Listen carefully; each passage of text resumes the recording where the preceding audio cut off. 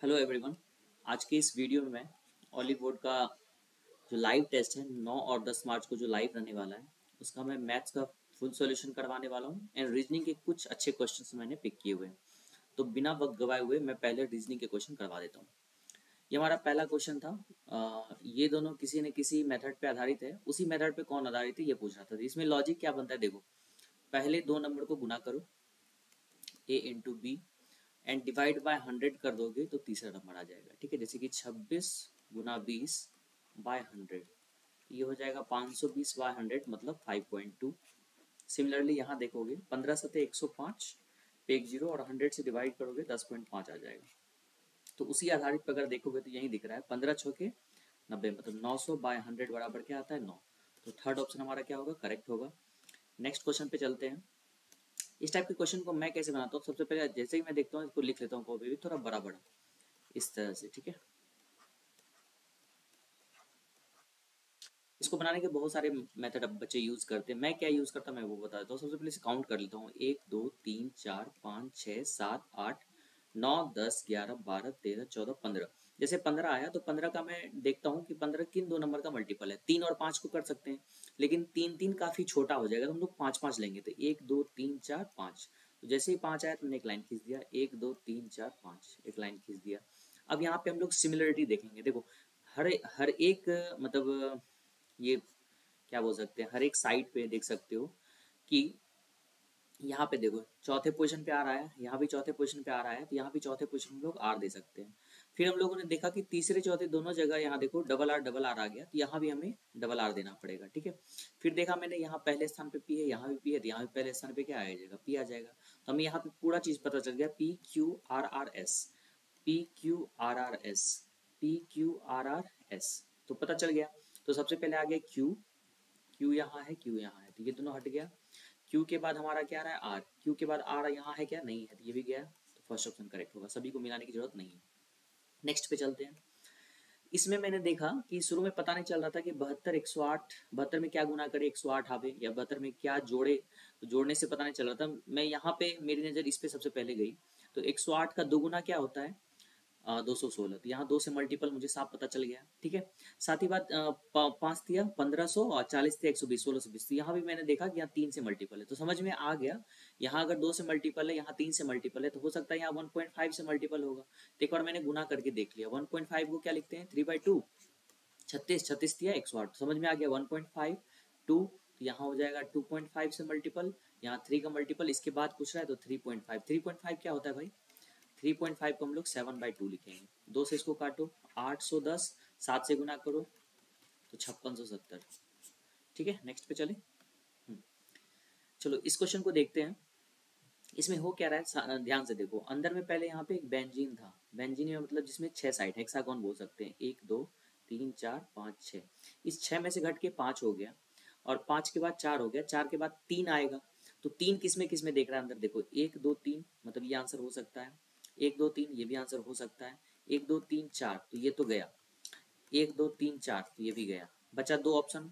दो ऑप्शन में अब ध्यान से हमें ये देखना है कि अच्छा देखो दोनों जगह आई है तो मतलब हमें लेटर को अब चेक नहीं करना है, LOR, उसमें टाइम वेस्ट नहीं करना है। यहाँ ध्यान से देखना है, बेंजीन का अगर एक लाइन अगर यहाँ पे गायब हुआ है तो वो लाइन गया कहाँ, वो लाइन आके देखो यहाँ पे ऐड हो गया है इस तरह से, इस कॉर्नर पे। ठीक है, यहाँ पे देखो ये वाला एक्स्ट्रा आ गया ना।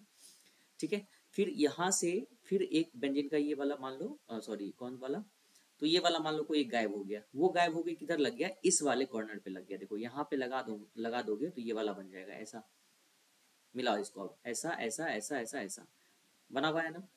तो अब एक और गायब होगा अंदर से, गायब होने के बाद देखो एक बार लेफ्ट एंड पे लगा, एक बार राइट एंड पे लगा, फिर से कहाँ लगेगा लेफ्ट एंड पे, मतलब इस एंड पे ऐसा जुड़ा रहेगा।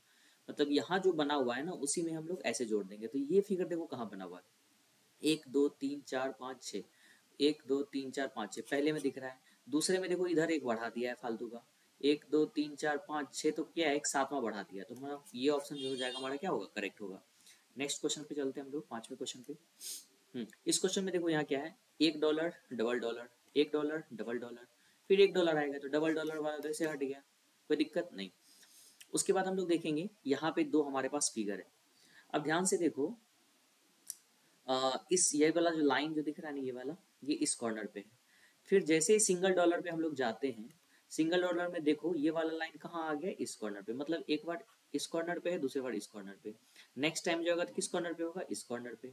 तो इन दोनों में लेफ्ट कॉर्नर पे कौन सा दिख रहा है, यही वाला दिख रहा है, तो फोर्थ ऑप्शन हमारा करेक्ट होगा। ठीक है, ऐसे आप चेक कर सकते हो। नेक्स्ट पे चलें। इसमें देखो जरा ध्यान से, सबसे पहले तो देखो ये ओ, बीच वाला ओ है, यहाँ एल आर है। तो एल और आर के बीच में हम लोग क्या लिख सकते हैं, M N O P Q. तो पी क्यू और एम एन के जस्ट बीचों बीच क्या है, आर। या फिर ऐसा बोल सकते हो, एल और आर के जस्ट बीचों बीच क्या है, ओ है।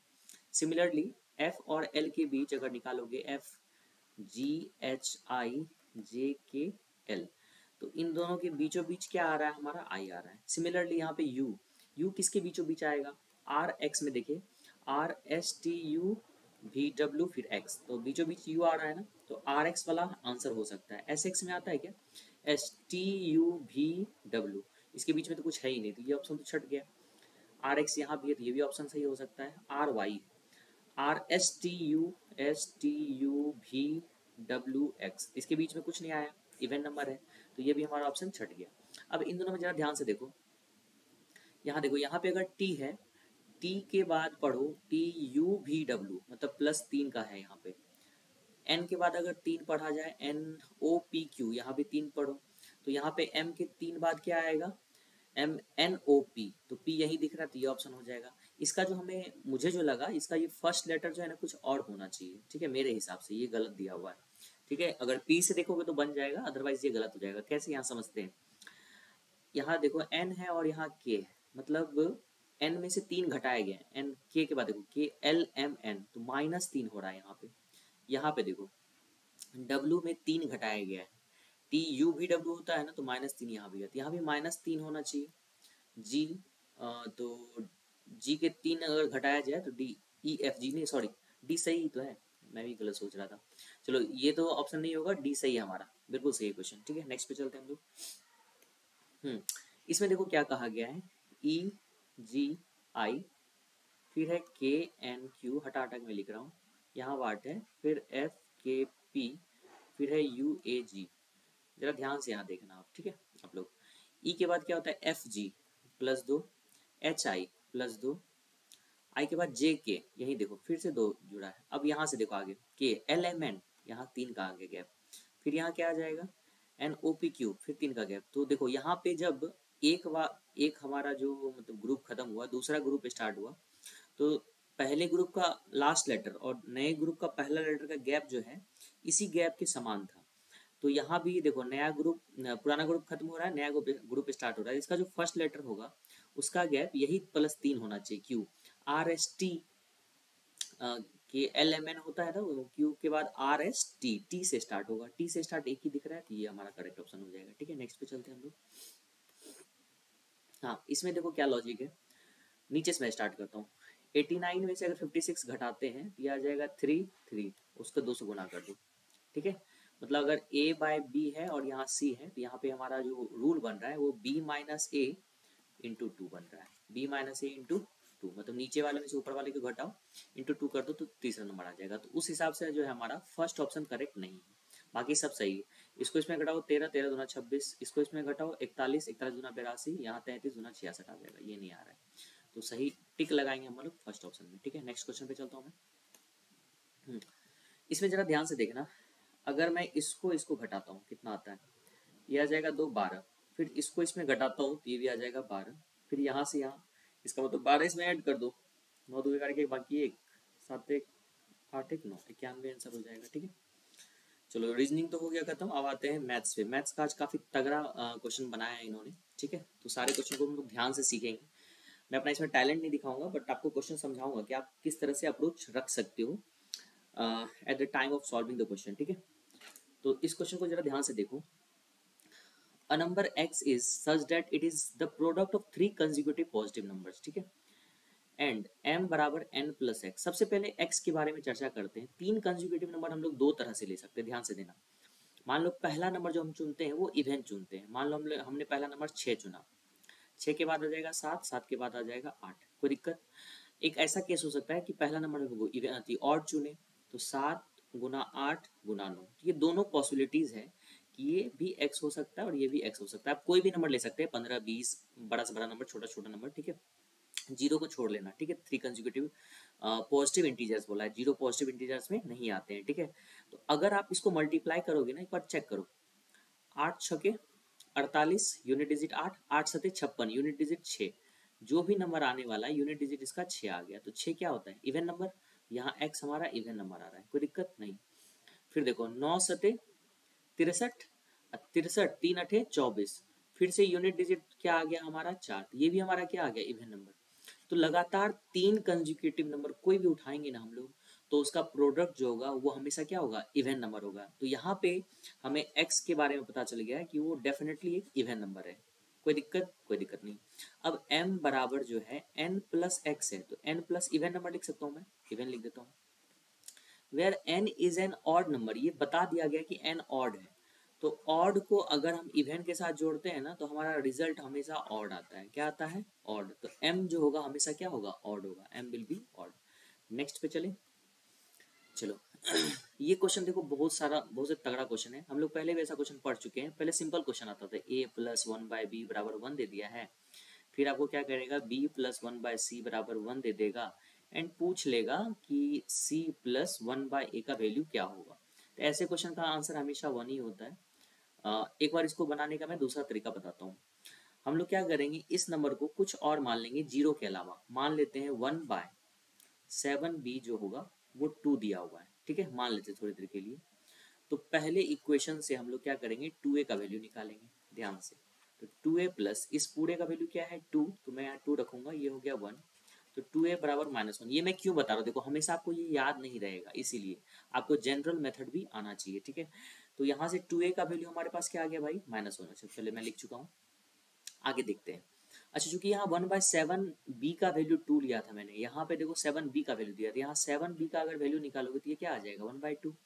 अब हम लोग क्या करते हैं, इसमें 7b का वैल्यू रख देते हैं। 7b का वैल्यू है 1/2 प्लस 1/12c है इज इक्वल टू 1। तो 1/12c इज इक्वल टू क्या आ गया, 1 माइनस 1/2, इस 1/2 को राइट साइड भेजोगे तो आ जाएगा 1/2।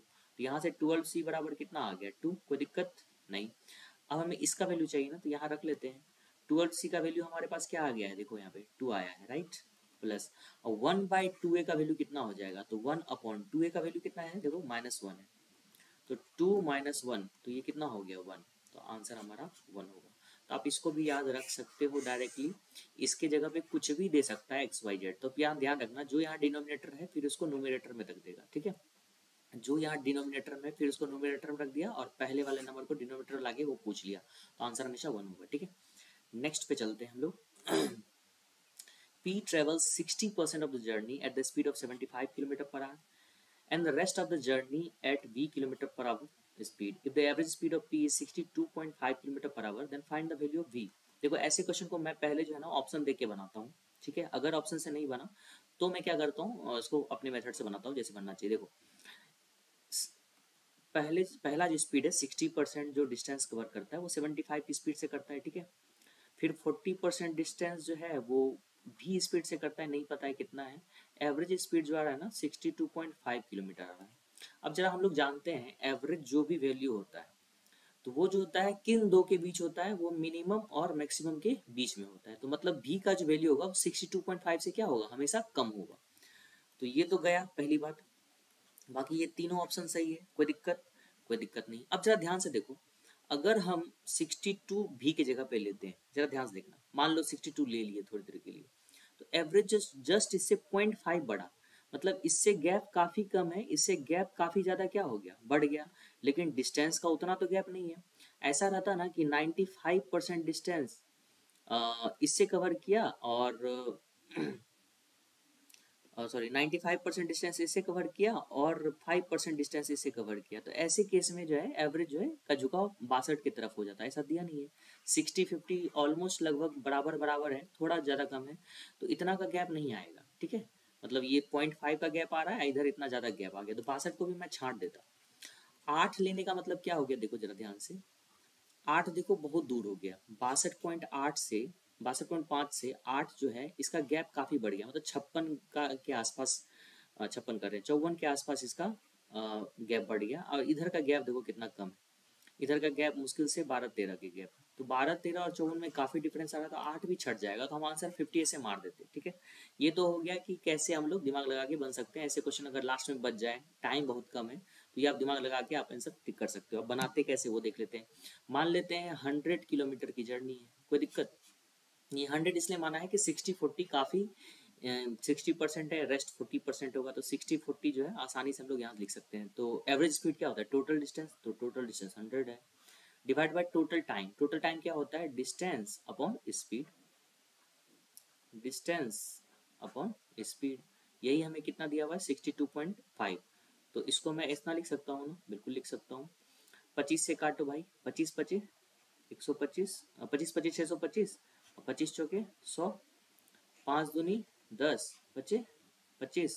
अब क्या करता हूँ, 4 दूना 8 इधर लिख देता हूँ, 5 को इधर नीचे लिख देता हूँ, बाकी ये वाला पार्ट जो है पूरा, इसको मैं इधर ऊपर भेज दूंगा यहाँ पे। ठीक है, इसको भेज के मैं एलसीएम भी डायरेक्टली ले लेता हूँ, 10 बार नहीं लिखूंगा मैं, तो 60 भी या प्लस 40 गुना 75 को गुना मत करना, हो सकता है बाद में कट उठ जाए, देखता हूँ क्या होता है।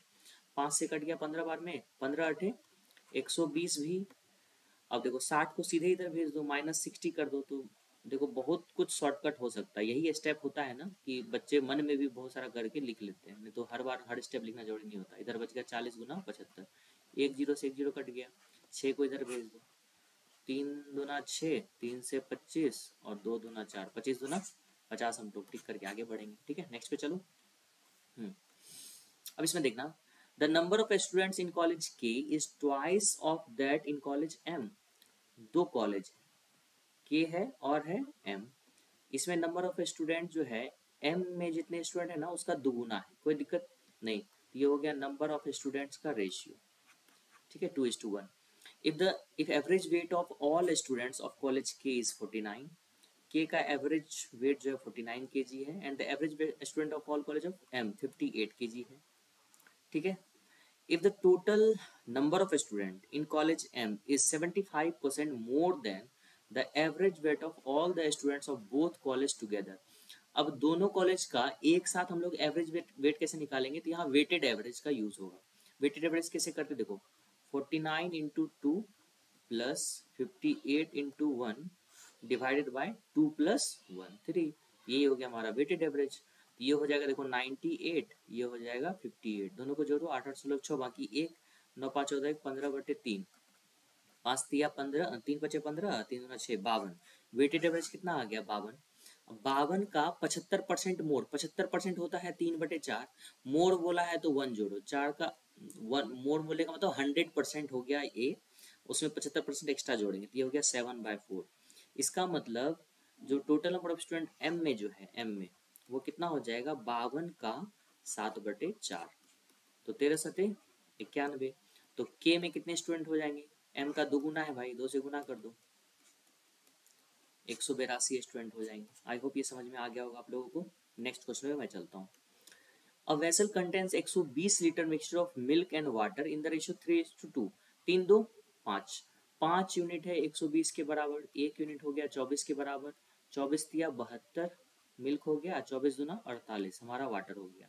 समझ में आ रहा होगा आप लोग को, ये सब चीज मन में हो जाता है, इतना लिखना नहीं पड़ता है। 5 यूनिट 120, 1 यूनिट 24, ये आपको आना चाहिए मन में करने, 3 दूना 5, 24 पंच 120, फटाफट।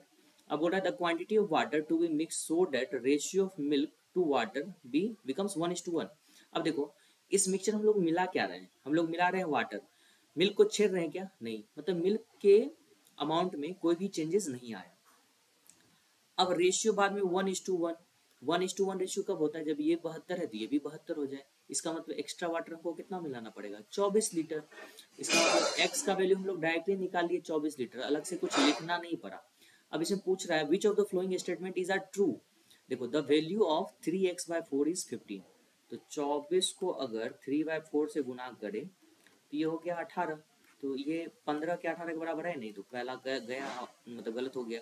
The value of x is 24 less than 50, 50 से 24 कम होता है 26, लेकिन यहाँ तो 24 है, तो ये भी हमारा गलत हो गया, तो नाइदर ए नोर बी। नेक्स्ट पे चलता हूँ मैं।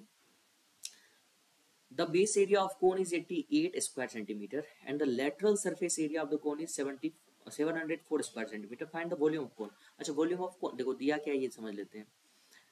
एक कोन का बेस जो होता है ना वो सर्कुलर होता है, आप लोग को पता होगा, और सर्किल का एरिया होता है पाई आर स्क्वायर, वो दिया हुआ है 18। ठीक है, पूछा है volume 1/3 pi are square H, right. तो 1/3 पाई आर स्क्वायर का वैल्यू हमें 88 मालूम है, साथ में हाइट। अब देखो अगर आप यहाँ दिमाग नहीं लगाओगे ना तो आपका बहुत टाइम वेस्ट हो जाएगा। देखो चूंकि हमारा जो भी ऑप्शन है वो इंटीजर वैल्यू है, क्या है इंटीजर वैल्यू। इंटीजर वैल्यू कब आता है, 88 3 से कट रहा है क्या, नहीं, इट मीन एच का जो भी वैल्यू आएगा ना वो 3 से कटेगा, तभी इसका प्रोडक्ट जो होगा वो क्या होगा, इंटीजर में आएगा, कोई दिक्कत नहीं। अब इंटीजर में कोई वैल्यू आ रहा है, इसका मतलब वो जो है वो 11 का मल्टीपल होगा, 11 इंटू समथिंग, क्योंकि 88 को हम लोग 11 इंटू 8 लिख सकते हैं ना। इसका मतलब जो भी आंसर होगा वो 11 का मल्टीपल होगा। 11 का मल्टीपल चेक कर लो, 3 + 0 3 और 4 1 5, घट के 0 नहीं हुआ, 2 2 4 3 1 4, तो ये ऑप्शन हो सकता है। ये 4 ये 5 तो ये नहीं हुआ, ये 1 ये 9 ये भी नहीं हुआ। सेकंड ऑप्शन बिना कुछ सोचे समझे लगा के आगे बढ़ना है, अदरवाइज इस क्वेश्चन को बेसिक से बना देखो कितना टाइम लगता है, 2 से 3 मिनट लग जाएगा आपको बनाने में। ठीक है, चलो two circle touches each other externally at any point R, mn is direct common tangent to both the circle touching the circle at a point m and point n. If the radii of the circles are 33 and 13 centimeter, then the length of mn। अब जरा सोचो, ऐसे question का बहुत बच्चे को answer सीधे मतलब फॉर्मूला पता रहता है कि length of tangent M N क्या होगा, √C1 C2 का whole square minus R1 + R2 या R1 - R2 का होल स्क्वायर याद करते हो। मुझे ये फॉर्मूला याद नहीं रहता, मैं बार बार कंफ्यूज करता हूँ कि R1 + R2 होगा या R1 - R2। तो मैं करता क्या हूँ ये आप समझो बड़ा ध्यान से। सबसे पहले क्या करता हूँ, मैं सबसे पहले टेंजेंट खींच लेता हूँ। देखो बहुत अच्छे सीखना ये मेथड, ये सीख जाओगे ना कभी नहीं भूलोगे। सबसे पहले मैं क्या करता हूँ, मैं एक टेंजेंट खींचता हूँ, वो भी एक स्ट्रेट लाइन, और वो भी मतलब पैरेलल टू बेस, ध्यान से सीधा, ऐसे टेढ़ा मत खींच देना टेंजेंट। हम लोग टेंजेंट सीधा खींचेंगे इस तरह से हॉरिजॉन्टल लाइन। ठीक है, खींच लिए अच्छे से, मेथड सीख लो। चूंकि एक सर्किल का रेडियस 33 है, दूसरे का 13 है, तो एक सर्किल हम लोग बड़ा बनाएंगे एक छोटा बनाएंगे, ध्यान से, ऐसा नहीं कि इक्वल बना देंगे। मैंने एक सर्किल थोड़ा बड़ा बना लिया, दूसरा सर्किल क्या करूंगा छोटा बनाऊंगा। देखो इसको बनाने का एक फायदा होता है, एग्जैक्ट जब बनाओगे ना बड़ा छोटा तो आपको सब कुछ साफ साफ दिख जाएगा। अब इसका सेंटर यहाँ होगा, राइट, इसका सेंटर यहाँ होगा, राइट। यहाँ से हम लोग क्या करते हैं, इसको रेडियस को खींचते हैं ऐसे, यहाँ से एक रेडियस को खींचेंगे। ये एंगल हम लोग को अच्छे से पता है कि 90, ये भी एंगल हम लोग को पता है 90 है, इसको हम मिला लो अच्छे से यहाँ से यहाँ, कोई दिक्कत। अब क्या करो, इसके पैरेलल यहाँ से एक लाइन खींच लो, देखो सब कुछ आपको साफ साफ दिख जाएगा, फॉर्मूला का ज़्यादा दिमाग नहीं लगाना पड़ेगा। अब बताओ ज़रा, चूंकि ये और ये आपस में इक्वल हो जाएगा ना, ये छोटा वाला रेडियस 13 है तो ये भी 13 हो गया। अब बड़ा रेडियस कितना है 33, 33 में से 13 गया 20, मतलब यहाँ से लेके, ठीक है, यहाँ से लेके यहाँ का वैल्यू कितना आ गया 20, ये साइड आपका 20 आ गया, कोई दिक्कत। और दोनों सेंटर के बीच का डिस्टेंस कितना हो जाएगा, 33 और 13 को जोड़ना पड़ेगा, क्योंकि एक रेडियस ये वाला बड़ा रेडियस, ये छोटा रेडियस, दोनों को जोड़ दो, 33 और 13 कितना होता है भाई 46, ये 46 आ गया।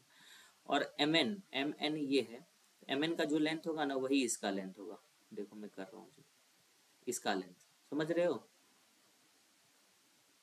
ठीक है, ये हो जाएगा एम एन हमारा। तो ये कैसे निकालेंगे, ये भी एक राइट एंगल ट्रायंगल बन गया ना, हाइपोटेनस मालूम है और एक साइड मालूम, तो ये निकल जाएगा। तो एम एन बराबर हम लोग डायरेक्टली लिख सकते हैं √46² - 20²। मेथड समझाने में टाइम लगा, वरना ये बनता है बहुत शॉर्ट, मतलब काफ़ी कम टाइम है। तो 66 इधर आ गया और हो जाएगा 26, इसका भी 2 इससे बाहर ले लो, 2 इससे बाहर ले लो, 1 2 बाहर हो गया, अंडर रूट अंदर यहाँ क्या बच जाएगा 33 बच जाएगा, यहाँ 13 बच जाएगा। तो बाहर में 2 एक ही जगह दिख रहा है, देखो पहला ऑप्शन में, ठीक है, ज़्यादा नहीं सोचना है, आगे बढ़ते हैं हम लोग। ठीक है, इस क्वेश्चन को देखो, 3 congruent circle each of radius 4 centimetre touches one another. अब 3 सर्किल इस तरह से बना हुआ है, तीनों कनग्रेंट सर्किल है, मतलब सर्किल बड़ा छोटा नहीं है बिल्कुल, तीनों का रेडियस समान है और तीनों एक दूसरे को क्या कर रहा है टच कर रहा है, एक छोटा बन गया, लेकिन तीनों क्या है समान है। अब देखो बोल रहा है इसके बीच का जो एरिया है ना, ये वाला एरिया, मैं थोड़ा कलर अलग लेता हूँ पेन का, ये वाला एरिया समझ रहे हो, इसका एरिया कैसे निकलेगा। तो हम लोग क्या करेंगे, सबसे पहले देखो इस ट्रायंगल का एरिया निकाल सकते हैं ना, ट्रायंगल हमारा इक्विलेटरल हो जाएगा, देखो ये भी 4, ये भी 4, ये भी 4, ये भी 4, ये भी 4, ये भी 4, साइड हो गया 8। अब इक्विलेटरल ट्रायंगल का एरिया क्या होता है, √3/4 इंटू साइड स्क्वायर, मतलब 64, ये हो गया एरिया ऑफ ट्रायंगल। उसमें से करेंगे क्या, हम लोग जो सेक्टर दिख रहा है, ये सेक्टर, एक सेक्टर, ये 2 सेक्टर और ये 3 सेक्टर, ट्रायंगल के किसी भी ट्रायंगल के तीनों कोनों को अगर जोड़ दूंगा ना एक सेमी सर्किल बनता है। क्यों बनेगा सेमी सर्किल? देखो ये एंगल कितना है 60, ये एंगल 60 और ये एंगल 60 कितना 180। तो ये एंगल भी कितना होता है हमारा भाई 180 होता है। इधर से करो इधर से करो 180 डिग्री, ठीक है। तो किसी भी ट्रायंगल के तीनों सेक्टर को अगर हम लोग जोड़ते हैं एक दूसरे के साथ तो एंगल कितना बनता है 180 डिग्री। वो सेमी सर्किल होता है। सेमी सर्किल एरिया कितना होता है pi are square by 2, pi are square by 2। इसको सॉल्व कर लो, मतलब 16√3 हो गया माइनस 4 चौके 16, 16/2 8, 8 पाए। देखो कहाँ पे, ठीक है। नेक्स्ट पे चलें। A bus covers 48 kilometer 18 meter per minutes, ठीक है। If the speed of the bus is reduced by 25% and find the time taken by the bus to cover 72 kilometer। देखो बहुत बच्चे इस क्वेश्चन को देख के घबरा जाएंगे, क्योंकि यहाँ पे स्पीड जो निकलेगा ना वो 48/18 किलोमीटर पर मिनट में निकलेगा। अब इसको सब बदलने लगेंगे, इसको मैं मीटर में चेंज करता हूँ, इसको मैं सेकंड में चेंज करता हूँ। कुछ नहीं करना भाई, पहले तो ऑप्शन देखना है। ऑप्शन में भी टाइम अगर मिनट में दिया है ना कुछ भी चेंज मत करो, जैसे वैसे रहने दो, कोई दिक्कत नहीं होगा। तो अभी का बस का स्पीड ये है, बस का स्पीड क्या हो रहा है घट रहा है 25% से। तो अभी अगर मान लो 100% है तो घट के 75% हो जाएगा। 75% होता है 3/4, कोई दिक्कत। अगर इसको मैं काटूँ तो ये हो जाएगा 12, 3 छके 12, 6 दूना 12, मतलब स्पीड हो गया 2 किलोमीटर पर मिनट, कोई दिक्कत नहीं। Then find the time taken by bus to cover 72 kilometre. अब टाइम निकालना है, समय डिस्टेंस दिया हुआ है तो डिस्टेंस बाय स्पीड कर देंगे तो टाइम नहीं आ जाएगा। तो टाइम जो आएगा किस में आएगा मिनट में ही तो आएगा, क्योंकि ये जो 2 निकला है वो 2 किलोमीटर पर मिनट है, किलोमीटर पर मिनट। और 72 किलोमीटर दिया हुआ है, किलोमीटर से किलोमीटर कट गया, ये 36 बार में कट गया और मिनट ऊपर चल जाएगा तो 36 मिनट हमारा आंसर आ जाएगा, ठीक है। नेक्स्ट पे चलता हूँ मैं। The value of this one is. ऐसे क्वेश्चन में देखो सबसे पहले ऑप्शन जो है वो एंगल से फ्री है, मतलब टी रेशियो से फ्री है, ना कोई साइन थीटा ना कोई कॉस थीटा है। तो ऐसे क्वेश्चन को बनाना बहुत आसान होता है। एंगल ए का कुछ भी वैल्यू ले लेंगे और सबसे इजी 45 डिग्री होता है, राइट। कॉट 45 हमारा 1 होता है, 1 के पावर में कुछ भी दे देंगे 1 हो जाएगा। तो ये हमारा -1 आ रहा है, तो -1 + 1 तो कट ही गया। अब देखो कॉसेक 45 होता है √2 का पावर 4 देंगे तो 2 गुना 2 आ जाएगा, ठीक है, इनटू साइन 45 होता है 1/√2, उसका स्क्वायर करेंगे 1/2, 2 से 2 कट गया, 2 आंसर हो गया हमारा, ठीक है। नेक्स्ट पे चलता हूँ। Find the value of this one. अब यहाँ उल्टा देखो थोड़ा सा, 3 डिग्री 6 डिग्री 9 डिग्री 12 डिग्री इस तरह से कट के 87 पे आ गया। तो यहाँ पे सबसे पहले ऐसे क्वेश्चन में हम लोग नंबर ऑफ टर्म्स निकालते हैं। टर्म्स कैसे निकालेंगे, देखो फाइनल टर्म इसको मानो, अगर उल्टा मानोगे तो फिर माइनस माइनस में आएगा तो कंफ्यूजन बढ़ जाएगा। उल्टा ही चल लेते हैं, मान लो यही एपी है हमारा 3 6 9 18। तो हमारा नंबर ऑफ टर्म्स कैसे निकालते हैं, last term minus first term divided by common difference plus 1, कोई दिक्कत। तो घट के हो गया ये 84, 84/3 करोगे 28, 28 + 1 29, कोई दिक्कत। अब देखो 28 टर्म है और एक टर्म जो होता है ना ये मिडिल टर्म होता है। अच्छा इसके जस्ट मिडिल में हमारा कौन सा आएगा, वो 45 डिग्री आएगा। कौन सा आएगा 45 डिग्री, ठीक है।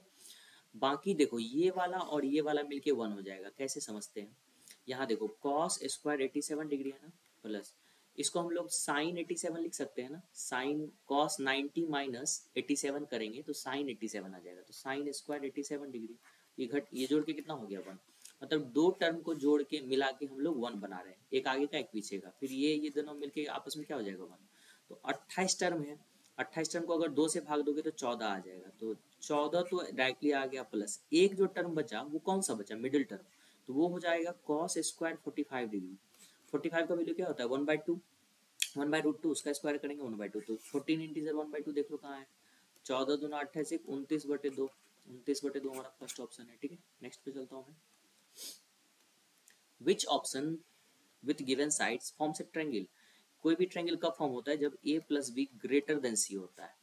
अगर a + b इक्वल टू भी c आया ना तो भी ट्रायंगल नहीं बनेगा। तो ऐसे क्वेश्चन को चेक करने के लिए हम लोग सबसे पहले 2 छोटे को पकड़ो हमेशा। इसमें से 2 छोटा 20 और 10 दिख रहा है, 20 और 10 जोड़ के 30 हो रहा है, मतलब इक्वल हो गया यहाँ पे। तो ये हमारा छट गया, इक्वल नहीं चलेगा, ग्रेटर चलेगा। 18 और 3 21, 21 क्या बड़ा है 22 से, नहीं, तो ये भी छट गया। 14 6 20, 20 क्या बड़ा है 20 से, नहीं, ये भी छट गया। तो एक ही ऑप्शन बचा, ये आंसर होगा। आगे बढ़ो, जोड़ना नहीं है उसको। Let x be the least number divisible by 18, इतना इतना इतना इतना। x is a perfect square number, what is the remainder when x is divided by 110। ऐसे क्वेश्चन में आंख बंद करके फटाफट एलसीएम निकालो।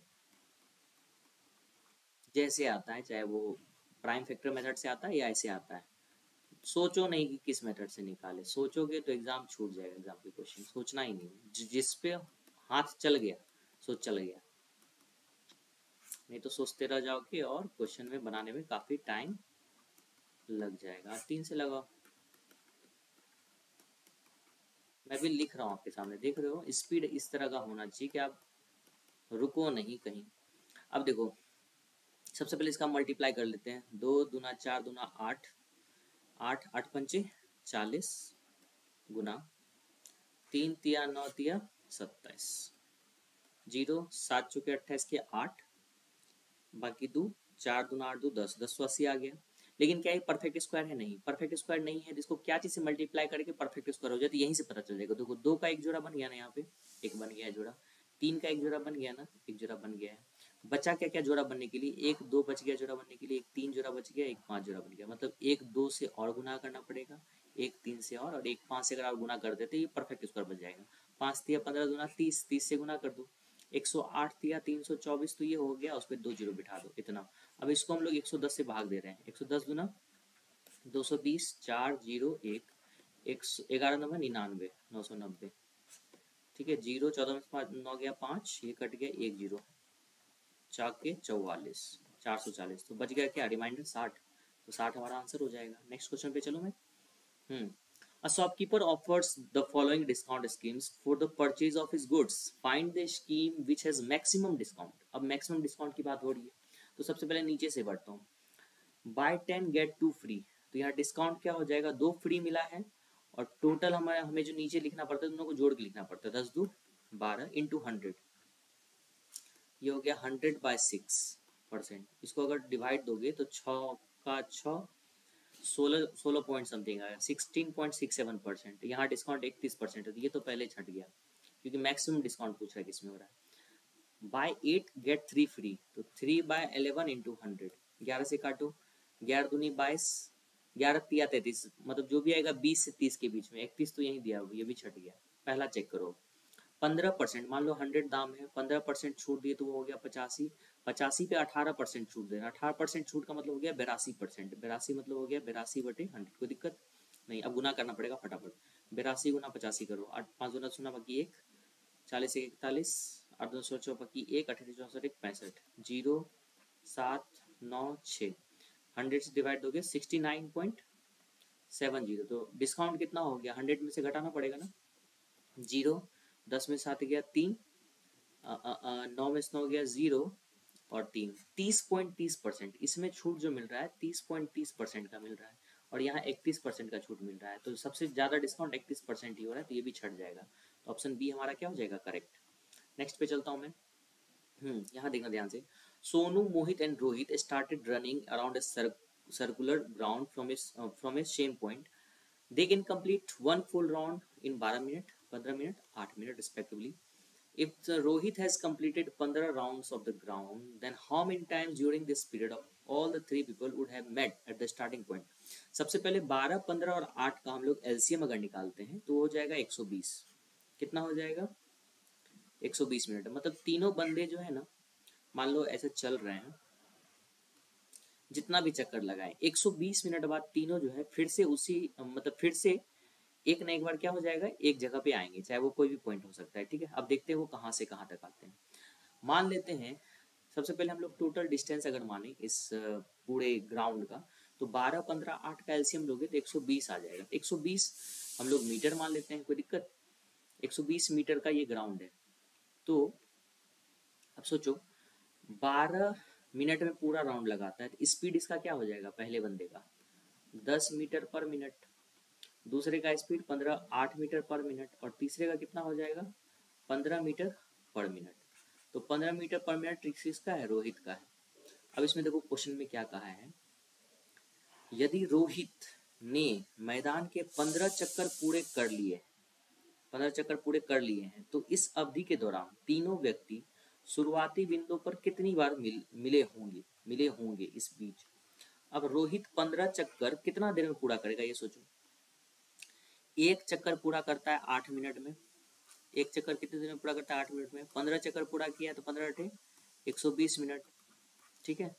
मतलब 120 मिनट का टाइम कंप्लीट हो चुका है। अब देखो 120 मिनट के टाइम हम लोग यहाँ देखें, और साथ ही साथ ये भी हम लोग निकाल चुके हैं कि 120 मिनट में ही वो तीनों एक बार मिलेगा स्टार्टिंग पॉइंट पे। अब यहाँ पे ये चीज़ एक थोड़ा कंफ्यूजिंग है कि आंसर 0 होगा कि 1 होगा। यहाँ पे ड्यूरिंग दिस पीरियड बोला है, ड्यूरिंग दिस पीरियड में तो मेरे ख्याल से 0 आंसर होना चाहिए, ठीक है।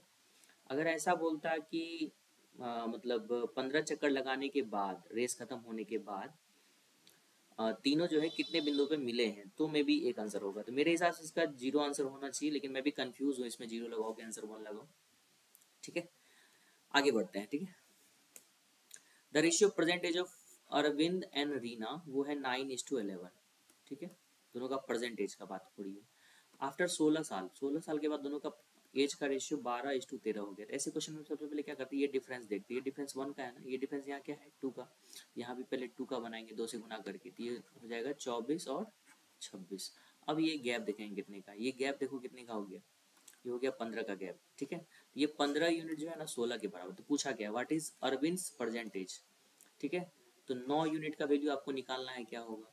तो 1 यूनिट का वैल्यू हो गया 16/15 और 9 यूनिट का वैल्यू हो जाएगा 9 से गुना कर दो, 3 तिया 9, 3 पचे 15, 48/5।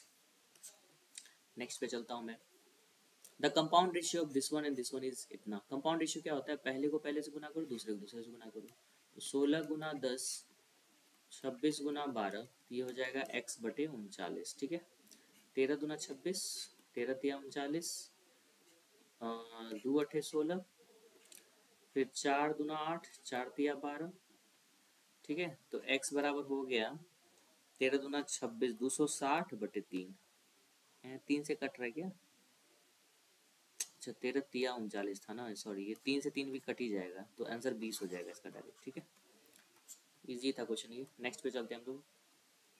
Ramesh and Jagan are working on a special assignment. Ramesh needs 6 hours to type 32 pages on a computer. इसका मतलब इसका इफिशियंसी, रमेश का इफिशियंसी क्या हो जाएगा बताओ भाई, 32/6 पेज पर आवर। कोई दिक्कत नहीं।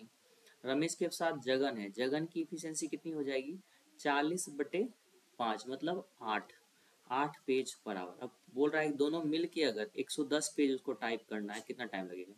तो दोनों का कंबाइंड एफिशिएंसी जोड़ देंगे, तो 8 + 16/3, तो 8 या 24, 24 + 16 40/3, तो ये हो जाएगा 40/3। यही हमारा टाइम लगेगा। 3 को ऊपर में भेज दूँ, भेज दिया, 1 0 से 0 भी काट दो, मतलब 33/4, तो 8 पूर्णांक 1/4, ठीक है। नेक्स्ट पे चलता हूँ मैं, ठीक है। इसमें भी आप देखो कुछ रख तो कुछ भी सकते हो एंगल ए की जगह पे, क्योंकि सारा जो है ऑप्शंस जो है वो टी रेशियो से इंडिपेंडेंट है, मतलब उसमें ना ही एंगल दिख रहा है ना ही साइन कॉस दिख रहा है। तो ऐसे क्वेश्चन बनाने के लिए कुछ भी रख दो, मतलब एंगल ए की जगह पे, तो क्वेश्चन बन जाएगा आसानी से, ठीक है।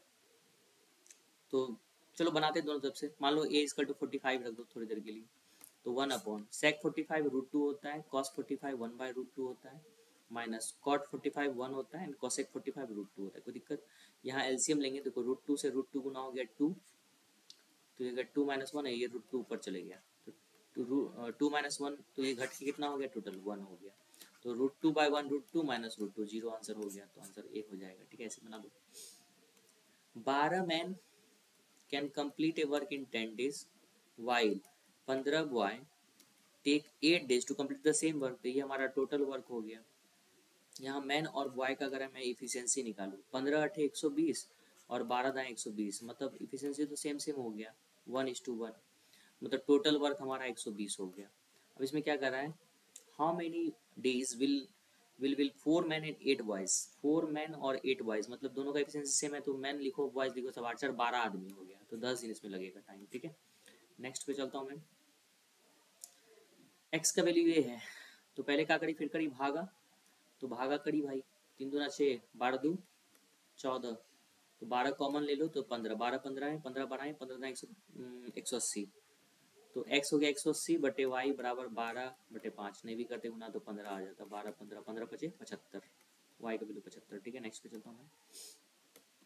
इन which year is the difference between the number of books published by publisher A and B exceeds 50/20, मतलब टोटल 70 का गैप होना चाहिए, ठीक है। 70 ज़्यादा, ये इसका एक्सीड्स 50/20 का मतलब होता है 70 ज़्यादा, ठीक है।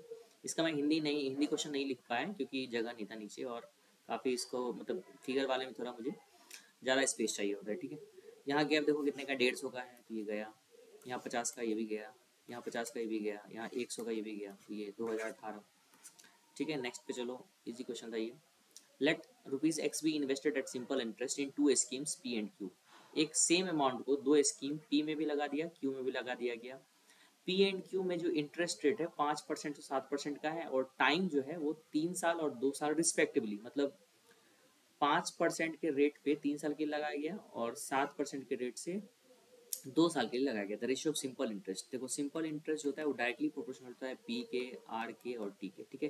पी दोनों का सेम है तो कोई दिक्कत नहीं है, तो simple interest is directly proportional to R into T. Simple interest का रेशियो मतलब हमारा R1T1 का रेशियो इंटू R2T2 का रेशियो डायरेक्टली होना चाहिए। तो 5×3 = 15 और 7×2 = 14। फर्स्ट ऑप्शन बच्चा वाला क्वेश्चन था ये। Find the product of numbers whose HCF and LCM is इतना इतना। अब देखो प्रोडक्ट ऑफ टू नंबर्स बराबर LCM इंटू HCF, कोई दिक्कत। अब दो नंबर मान लो A और B है, इन दोनों का प्रोडक्ट जो होगा LCM क्या है 2/x और HCF क्या है 5xy, x कट गया, आंसर क्या हो गया 10y। नेक्स्ट क्वेश्चन पे मैं चलता हूँ।